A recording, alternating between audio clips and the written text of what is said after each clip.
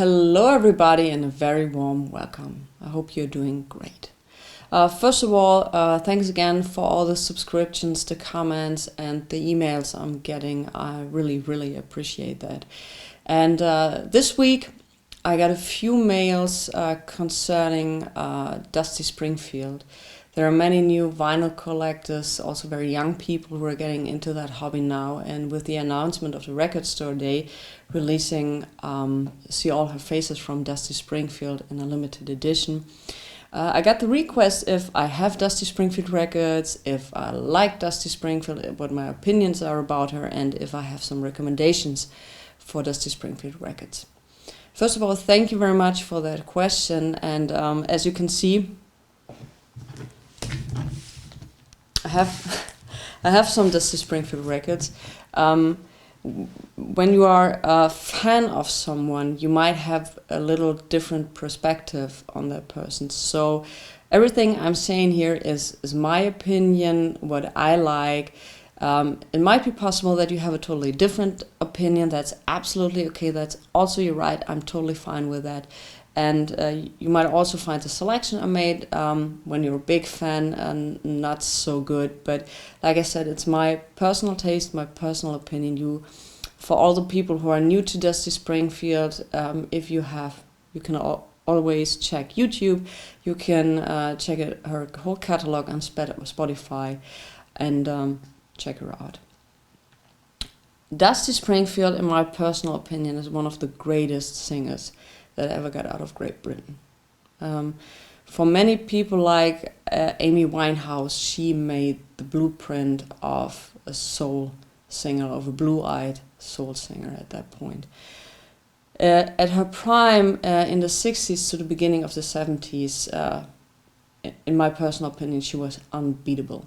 And she belongs to the likes of Aretha Franklin, Diane Warwick. She absolutely deserves a spot among these people because she broke boundaries. She brought the Motown people to the UK. She made it possible that they could appear on Ready, Steady, Go, a very popular TV show in the 60s.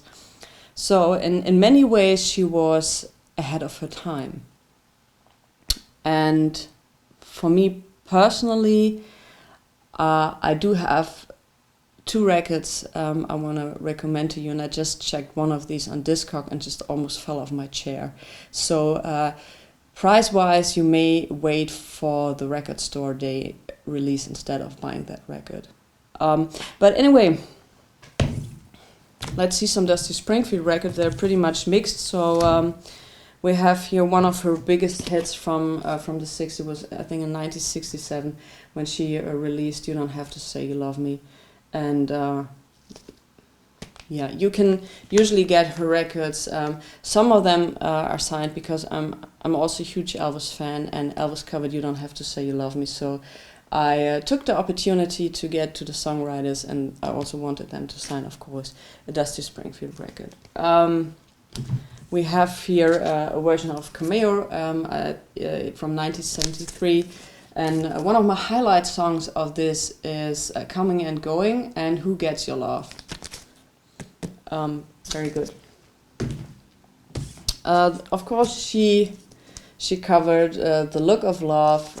It's a great album. I need to check what year it is, but it must have been also late 60s, late 60s. It must have been late 60s. She did a great version of that as well. It begins again. That was, I think, in 1978, 1979.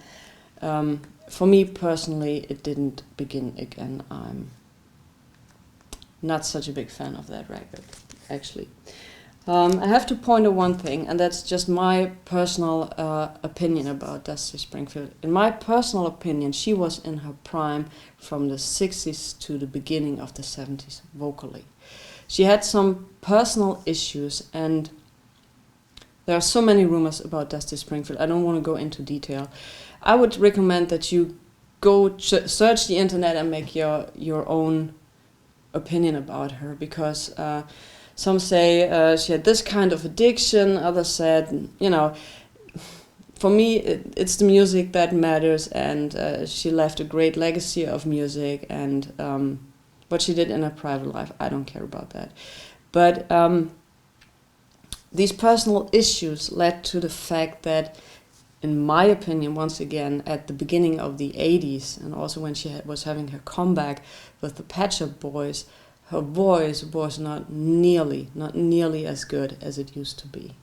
And that's my opinion, and that's, for me, personally, a great tragedy. That she was, of course, when you're getting older, your voice changes, especially when you're a singer.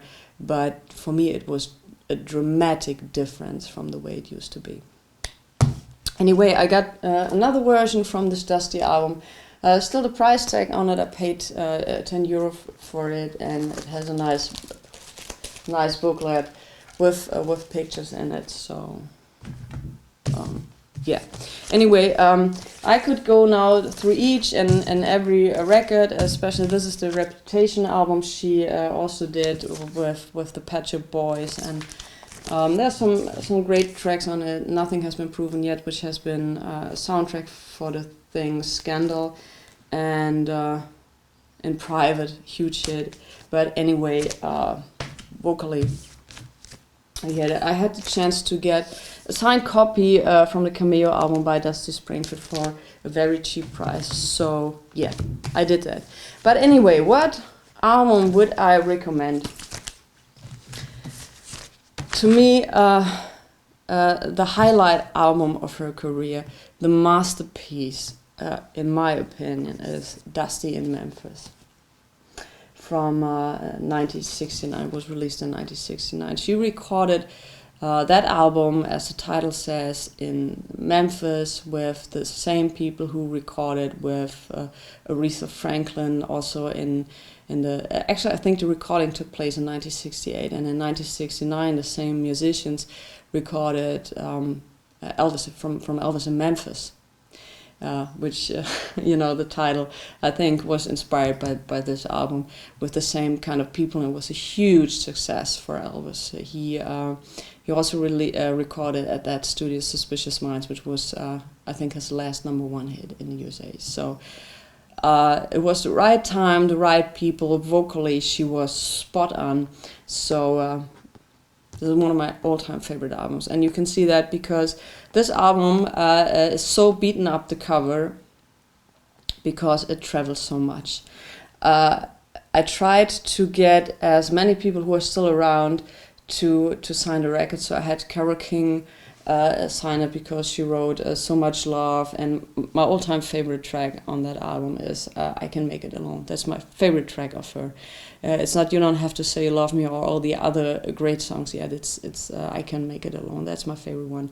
And Reggie Young, who played guitar. I have signed here Estelle from the Sweet Inspiration. She's the only original member of the vocal group Sweet Inspirations, who were the backing group also for Aretha Franklin, also that album. So that's the cover is pretty much beaten up. During the process of tracking all those people down and made them sign the record, I also got in touch with, I hope I spell his name correct, Haik Adishane. I'm really sorry, I tried to spell it correct, who did the album design of that album, and he did many album designs for Atlantic. Honestly, I'm not so unbelievably happy with the choice of picture they took for that album, but he presented me or said, you know what, in my archive I still have the printing proof for that album. It's the only one in existence. It's in my archive, so if you want to, I can sign. I'm not signing the record, but if you want to, I'll sign you that proof. And I said, yeah, of course. And I got it framed. And what you see here is the original. I hope you can see that, the original printing proof for Dusty in Memphis. And this is this is the spine of the record, and that's for the front cover of that album. So that's how crazy I am about this record. So if you're looking for Dusty Springfield record, go ahead with this. My second choice would have been Faithful, which I got new for $35. It's a limited edition. It's orange vinyl. I was not so happy with the vinyl quality because I just got that thing totally new, and I put out the orange vinyl and there were these scratches on it, so I wasn't so happy with it. But it might have been during mailing the record to me that this got scratched. But anyway, she recorded these songs in 1971. It was supposed to be I can, you know what, I read the text on the back. Here for the first time on LP is the album that was supposed to be Dusty Springfield's third release for Atlantic label. Recorded with producer Jeff Berry in 1971, the album never came out and only 3 of the songs were released as singles. What's missing? No, that's okay. I wanted to have this record because I was so fascinated by the artwork and also the story behind the record, and the songs are great. All the King's Horses, Love Shine Down, Haunted, I'll Be Faithful. I think each and every one of them are great recordings, so I would have you recommended this. As you can see, I think during the light, that was a mint copy, and when Neil Goldberg, who was also the composer of I think Love Shine Down, All the King's Horses. No, the Love Shine Down, Have a Good Life Baby, and Not Just Trace, and All the King's Horses. He was kind enough to sign that for me, and when he sent that record, the cover back to me, he wanted to save money, and tried to put that together and send it in the mail. So that's why it has that thing in the middle of it. But like I said, I just checked Discogs before I did that video, and now you can get that record in mint for $150, the cheapest. I was shocked. Really, wait for the record store. They release, I think the double LPs between $35 and $40 instead of paying so much money for it. The art design and everything is great. I'll show you the record, but anyway, I wasn't not happy with the quality of it because it has these tiny surface scratches, and some of them really are hearable, and so well. But anyway, that's what I call orange. That's just a very beautiful combination with the cover. So, and the inner sleeve, I'll also show you that. Here you can see the 4 singles which had been released from that session. You see some pictures of that. There's some information on that sleeve. That was the hyper sticker of it with that long lost album. It's a limited edition to 1,000, but anyway, $150. No way. Yeah. So the Dusty in Memphis album, the original pressing, you get that depending once again on the condition, starting from $10. So and at that time when I made myself the mission to get as many signatures as possible from the people who were there when it happened, I couldn't get hold of a very good version of the cover, and this one has a drill hole in it, but anyway, I don't mind at all. So yeah, if you wanna go with Dusty Springfield, Dusty in Memphis is the way to go. And if you have enough money or you're willing to pay, get Faithful, otherwise wait for the record store day release. But this is insane. Like, some prices of record store day anyway are insane. If you are interested in the recording history of Dusty Springfield, when she recorded what song, I can recommend you the complete Dusty Springfield book by Paul House. This is the cheaper paperback version. I think there's also another version which is quite expensive, but you can contact Paul via Facebook, and he's selling a paperback version. And if you ask him, he's also, if you want to sign you the book. So yeah, Dusty Springfield should be in your collection. She has a huge catalog, as you can see, because we could get through each and every record and would be done in 1 hour or so. And choose the record you like. She made so many styles. If you like the dramatics of Italian music and some of that, go with her 60s stuff. If you like her into more pop, more soulful stuff, try the late 60s to 70s stuff. Anyway, I'm not so... I like In Private, I like Reputation, but, if you can compare between her just a few years back, it's a tremendous difference. But it's my point of view. I don't want to hurt any feelings from Dusty Springfield fans or anyway. It's just my personal opinion. So that's it for today. I hope I could answer that question. If you have further questions, further informations, opinions about it, please leave a comment.